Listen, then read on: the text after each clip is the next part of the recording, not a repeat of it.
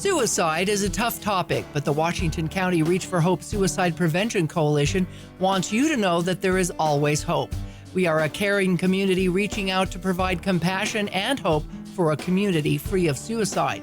In the next half hour, we'll talk with community partners to identify risk factors, raise awareness, and discuss prevention strategies. Hello, and thank you for joining us on another episode of Reach4Hope, where there's always hope. I'm Melissa Anderson. You know, guns are said to be the number one way that people take their own lives, and that's why it's so important to keep them locked up. With us today is a man who knows a lot about gun safety. Rowdy Reeve is a part owner of Rowdy's Range and Shooter Sports here in St. George, and he's also a prevention specialist with the Southwest Behavioral Health Center here in St. George. Thanks for joining us today, Rowdy. You bet. Thanks, Melissa, for having me out. That's a lot on your plate there. Some of it makes it sound like I'm more important than I am, but I'll take it. Well, you know your stuff. First of all, give us a little bit of background about yourself and why you decided to become involved with Reach4Hope Coalition. Okay. So like you said, I am part owner of Rowdy's Range and Shooter Supply. It's an indoor shooting range here in southern Utah. I'm born and raised here, in the great state of Hurricane, Utah, or Hurricane, depending on how long you've lived there. Right. So we started this indoor shooting range back in 2013, 2014 is kind of when we opened our doors for the range itself. And how I got involved with the Reach4Hope Coalition was, unfortunately, a few months after we opened our doors, we had a death by suicide on our range. And at the time, all of our staff were kind of like, ooh, that's intense. That's kind of crazy. Mm-hmm. And they had questions. Should we have done more? Should we have done nothing? What more could we have done? And so as owners, we reached out to the Southwest Behavioral Health Center and we kind of asked for their help. And they sent Teresa Willie, who's I think been here before. Right. She came out and she taught a QPR suicide prevention class for our staff at the range, and I sat in on that class and just thought that was such a great class. I mean, we talked about signs to look for, and if you notice these signs, what steps to take after that. And after that class, I thought, wow, I really kind of want to be a part of that. And so I contacted Teresa and asked her how I could help out in that sort of thing. And so she got me certified to teach this class, the QPR class. And I volunteered to teach that for a few years, and then I just felt like, man, I really kind of want to do more. I sent her an email once asking her, is there any more that I could do in regards to this? And it was a pretty quick response. She's like, yeah, you can be a part of this coalition. And I didn't look back, just thought it was a great thing. And so right. Now I'm here. And now you've moved forward as a prevention specialist as well. So yeah, you've got a bigger role in that. Let's talk a little bit about guns. Which you're a specialist in as well. They are the number one method of a person taking their own life, but they really don't have to be. We're finding out that if we put a lot of education into gun ownership and gun safety and things, that people will take heed of that, and along on the range as well. So here, let's play a video message and share this with our viewers. Okay. There is no better feeling than being on the range. When we teach firearms on the range, safety is our first priority. We teach the safe handling of firearms in every course of fire because we in the shooting community take firearms very seriously. It doesn't matter our skill level, whether we are the competition shooter, the self-defense shooter, or simply the casual shooter on the weekend. We strive to make safety our priority. So why does that safety mindset take a back seat when we leave the range and go home? Firearm safety at home is just as important as firearm safety on the range. We understand that firearms are an effective tool for protecting your family and home against attack. But we also know that locking up firearms and firearm safety is just as important at home as it is on the range. In fact, locking up a firearm may save the life of a loved one who might be suffering from a mental health issue. 86% of firearm deaths in Utah are suicides, so putting time and distance between someone who may be thinking about suicide and lethal means or firearms may save a life. Together, we know that the shooting community and the mental health community can make a difference. So take the time to lock up your firearms.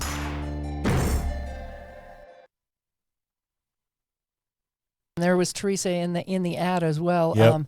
That message is really one that makes you look at it and look at safety. How much of that do you do out on your range then now compared to maybe before?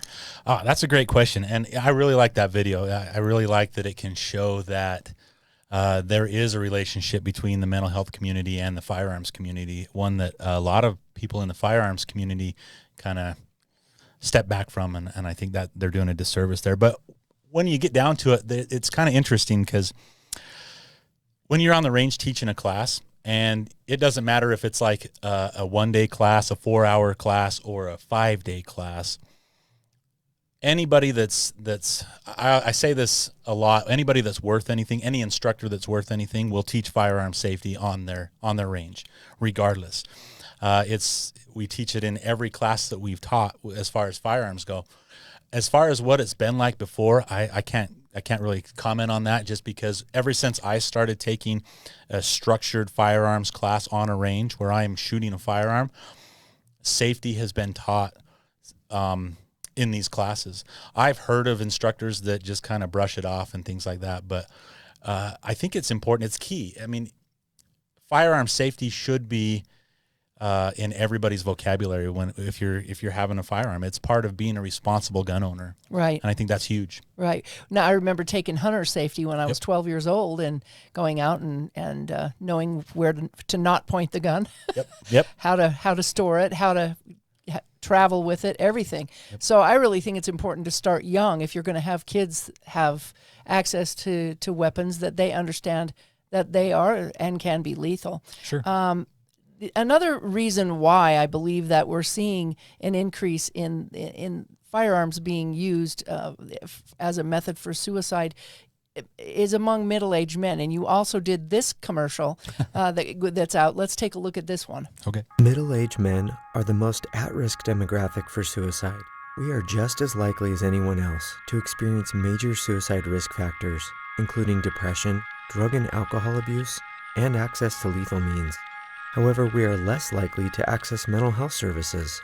Seeking help is a sign of strength, not weakness. If you are struggling with your mental health, please reach out. Stay healthy for those who love you and depend on you. We need you to take care of yourself so that you'll be able to take care of us. We love you. We want you to be here for us.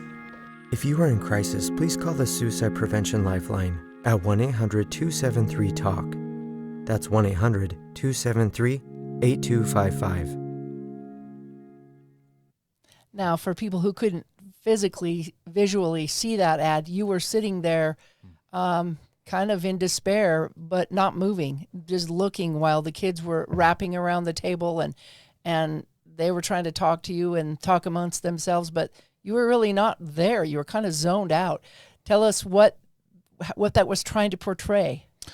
You know, I think when we're middle-aged men, when we're in a crisis, I mean, our mind kind of is consumed by that, I think, sometimes. And for me, when we were even doing that video, it's funny because when we were doing that video, I sat there for 15, 20 minutes and just to get into that role, I just kind of pictured myself with my own family and kind of what that would be like if I wasn't a part of that family. And I think that's part of it, is just as middle-aged men, when we get into that crisis, it consumes us. I guess that's the best way I can think to explain that. It just consumes us. That's all we think about. And we don't pay attention to our surroundings. We don't pay attention to our loved ones that maybe are trying to reach out to help us, because they're going to notice something's up. They're going to notice something's wrong. And that's just kind of the way it is. I don't know if that sounds right. That's why I was going to ask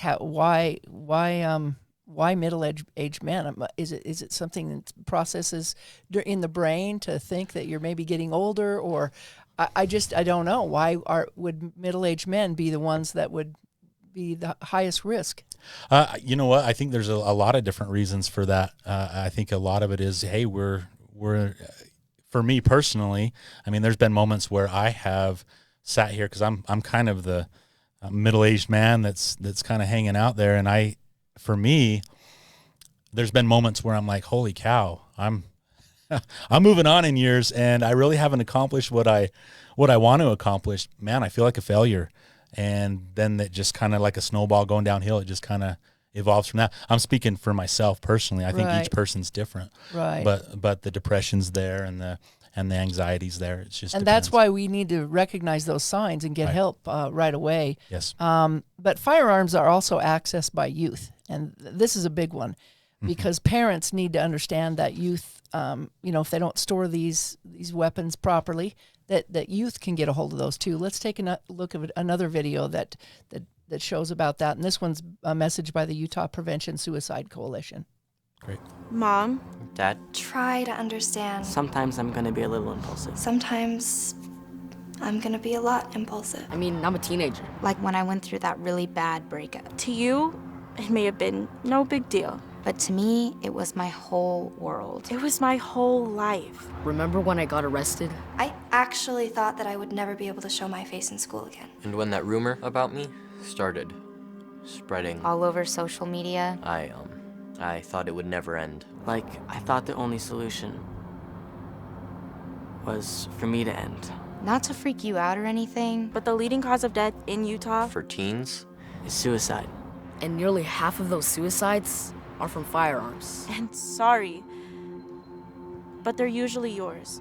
So help us out here. Because we may be impulsive, but we want to live. almost all the time. But in case there are times that we forget, keep your guns and ammo locked up safely. Keep your guns and ammo locked up safely. Locked up safely Because doing this little thing, can make a big difference.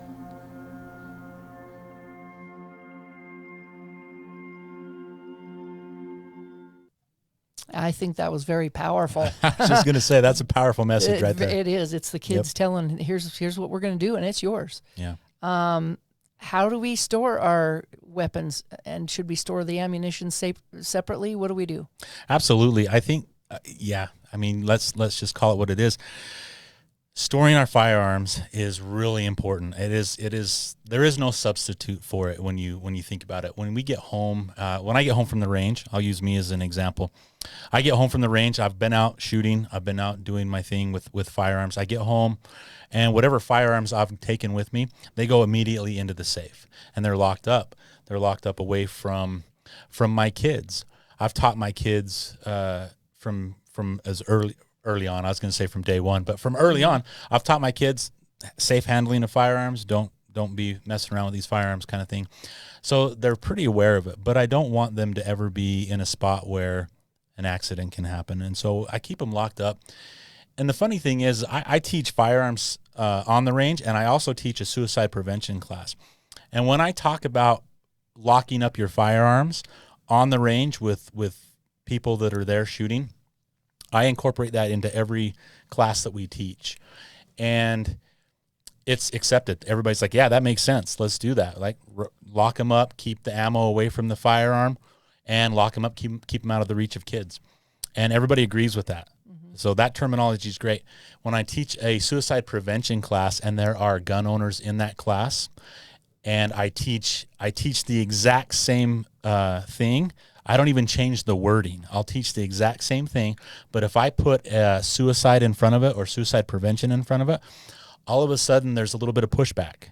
They're like, why are you telling me to do this? I'm not telling you anything that's different that you haven't learned from any type of NRA class or hunter's education or concealed carry permit class that you've ever taken. I'm not teaching you anything new.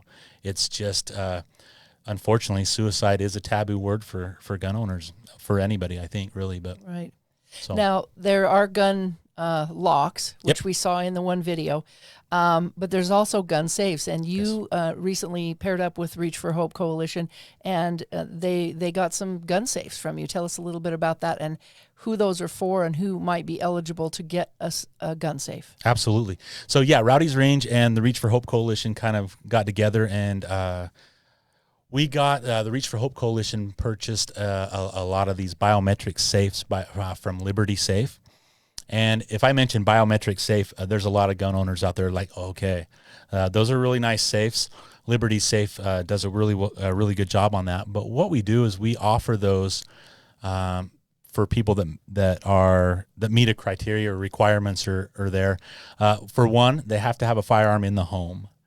And then that has to be one of the factors. The other factors has to be that they have to maybe their therapist. They've talked to a counselor or a therapist, and the therapist is saying, "Hey, we need to get them a safe." Or our SMART team from the Southwest Center has visited their home, or if they've had previous suicide attempts, things like that. If they meet any of that criteria, then we have a form for them to fill out. They fill out that form, and then if they meet that criteria, then they get a biometric safe, and they're really nice. It's a really great thing that these Rowdy's Range and the Reach for Hope Coalition is doing. Yeah, that's great. I mean, I'm sure everybody should have one, even if they can't get that one particularly. They should have some kind of a safe to place their weapons in. Absolutely. The coalition put out a series of Spotify ads on the radio to reach youth as well, talking about lethal means and the seriousness of those problems. Let's take a listen to that. Hi, I'm Teresa, a member of the Reach for Hope Suicide Prevention Coalition. Did you know that in Utah, firearms are the leading method for suicide? Reach for Hope and the firearms community are working together to prevent suicide. Remember, there's more to protecting your family than just from attack or accident. Please lock up your firearms to protect your family, your friends, and your freedom. If you're in crisis, please call the Suicide Prevention Lifeline at 1-800-273-TALK or click here for more information. Now, obviously, they can't click here, but that's just one example. And the graphic that we had over that, for those who couldn't see it, talked about locking up alcohol and other lethal means as well.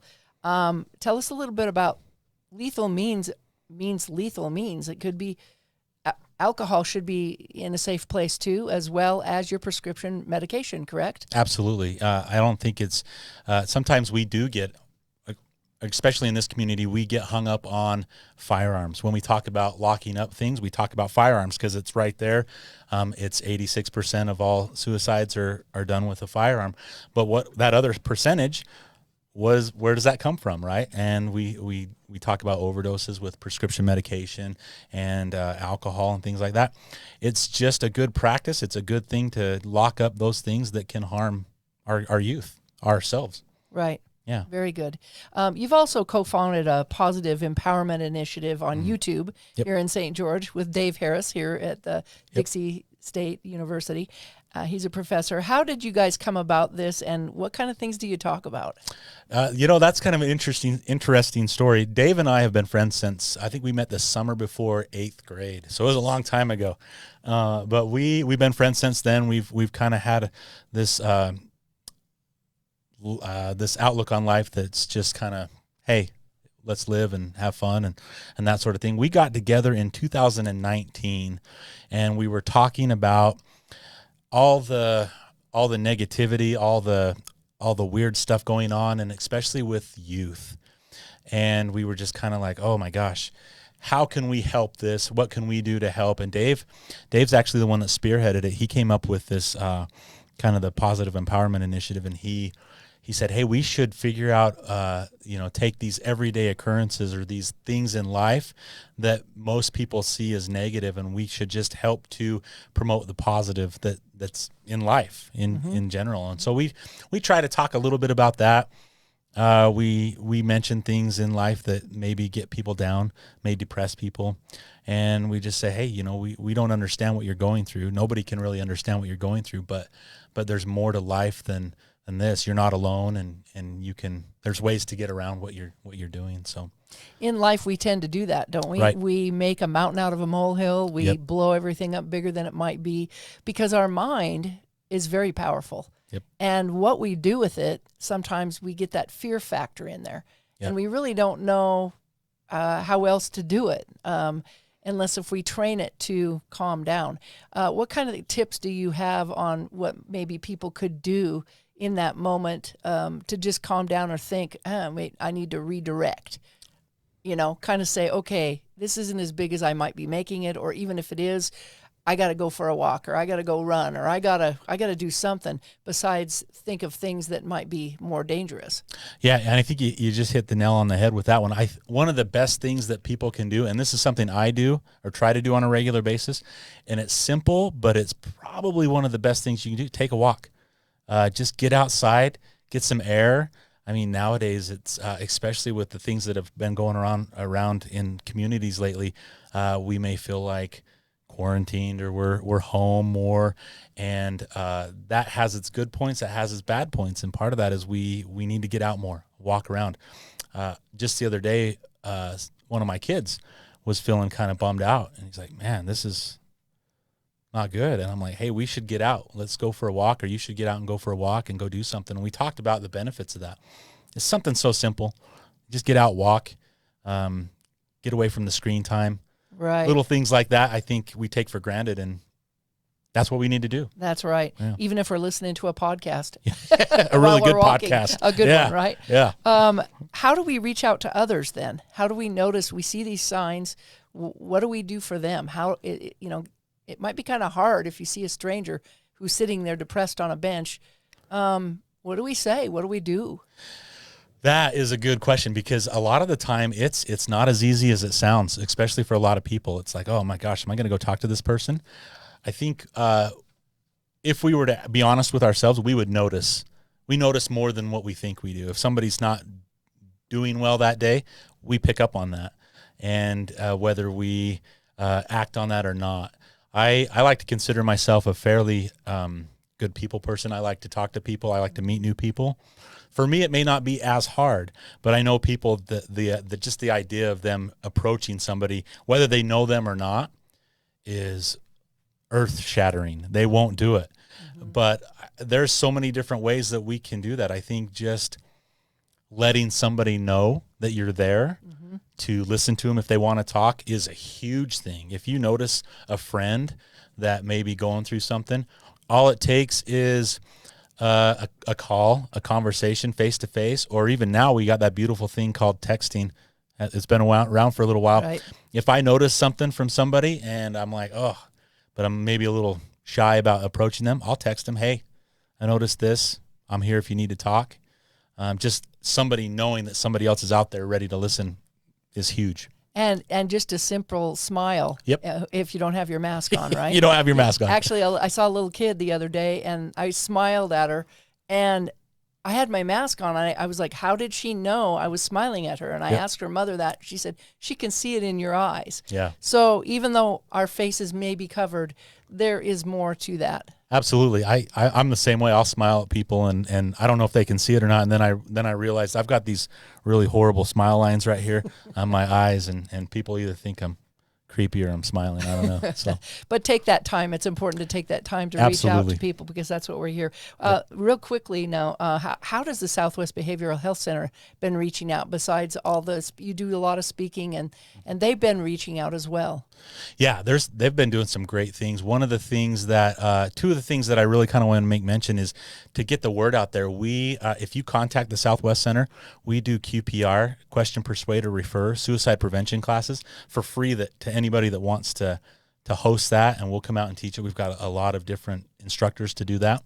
So we do that on a regular basis, but one thing that we've been doing lately that has been kind of beneficial is we've been incorporating more of the QPR curriculum into the concealed carry permit classes that we teach, and or that I teach. And so they can take this class, they get kind of the best of both worlds, and I think reaching out that way has been good. It's been something new that we've been doing, but it's been fun.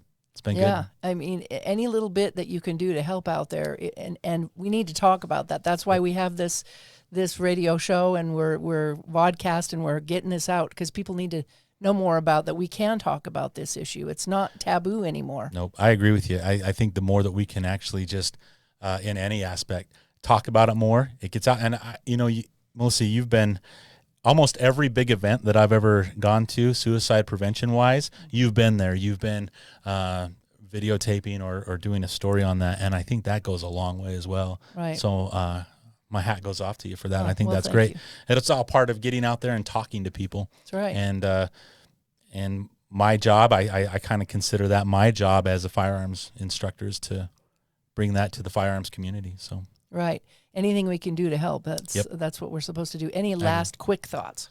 Quick thoughts is smile a lot to those around you, and if you see anybody in crisis or feel like somebody might be in crisis, reach out to them. The fact that you do reach out to them says a lot. Yeah. And the other part, I just want to say thank you so much for joining us and for all your expertise and everything that you're doing out there, because obviously you're doing a great job of locking up our firearms. And as Rowdy said, remember, lock up your firearms, keep them out of reach of your family and members and children. And if you need help, reach out. Take care. Thanks for watching. The Reach4Hope Coalition wants you to know that we care about you and we are here to help. If you or someone you know is thinking about suicide, reach out. You're not alone. To access resources for yourself or others, visit our webpage at reach4hopeutah.org. That's reach4hopeutah.org. If you are experiencing a crisis, please call the Suicide Prevention Lifeline at 1-800-273-TALK, because you matter and there is always hope. This has been a production from a podcast studio.